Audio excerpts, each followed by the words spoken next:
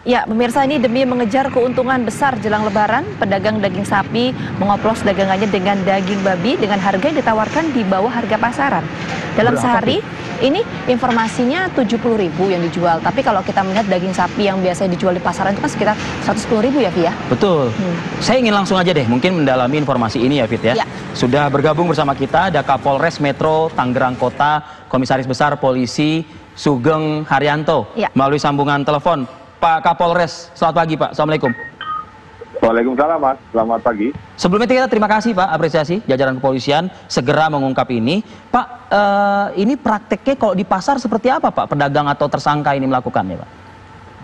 Ya baik, bisa saya sampaikan bahwa ini sebetulnya merupakan implikasi tindakan operasi pangan kita dengan tim kesehatan pemerintah daerah Kota Tangerang.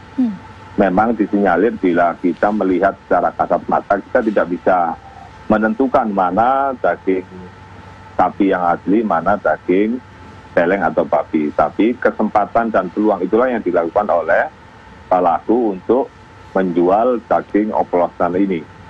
Dan memang dia menawarkan daging ini kepada masyarakat, siapa saja yang datang ke los para pelaku itu untuk membeli daging sapi.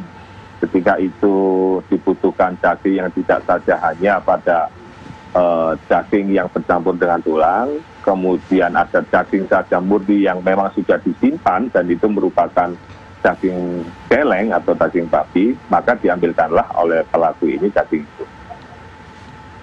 Iya, Pak, kalau untuk harga di pasaran ini berapa Pak ya untuk daging oplosan ini dan keuntungan yang didapat pelaku berapa Pak?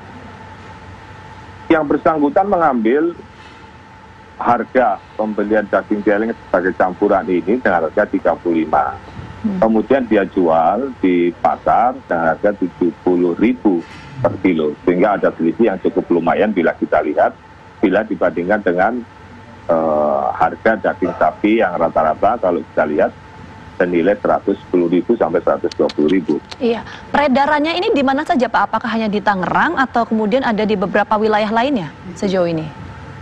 Sejauh ini dari hasil pemeriksaan, menurut pengakuan tersangka, konsumsi dan peredaran distribusi daging oplosan ini hanya masih di wilayah Kota Tangerang. Tetapi tidak menutup kemungkinan nanti kita kembangkan apakah memang ini merupakan modus yang sudah cukup lama dilakukan atau tidak. Pak Kapolres, tersangka berapa orang Pak? Saat ini 2 tersangka yang sudah diamankan, pedagang dan penjual los, kemudian yang memiliki atau memperoleh daging babi celeng itu sendiri. Oke, ada 2 orang. Artinya si pengelola los daging itu juga tersangka Pak ya? Betul, betul. Karena dianggap mengetahui tentunya ya Pak? Mengetahui, ya betul. Oke. Pak, kekhawatiran saya dan juga mungkin kekhawatiran masyarakat Pak.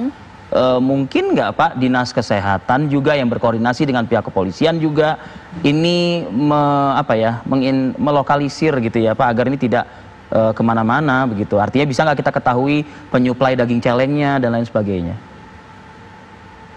Untuk mengetahui proses penyebaran sampai sejauh mana daging celeng ini memang kita lakukan pendalaman terhadap tersangka.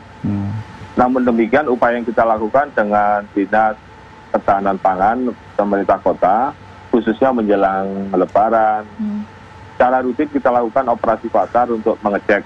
Jadi sebetulnya ada 3 lokasi yang kita lakukan pengecekan secara bersama-sama, dan kebetulan hanya 1 lokasi itulah yang kedapatan adanya daging oplosan. Iya, kalau untuk hukuman terhadap tersangka sejauh ini seperti apa Pak? Saat ini kita kenakan undang-undang peternakan dan kesehatan hewan, juga undang-undang perlindungan konsumen yang ancamannya 5 tahun dan denda 2 miliar. Oke, mungkin diperberat Pak mungkin hukuman tersebut? Tinggal tingkat pemeriksaan nanti sejauh mana tingkat kesengajaan, kesadaran pelaku ini di dalam melakukan perbuatan pidana ini, dan ini tentu domainnya juga nanti di dalam sidang pengadilan. Betul. Pengadilannya akan menentukan. Ada himbauan khusus singkat saja Pak buat masyarakat Pak?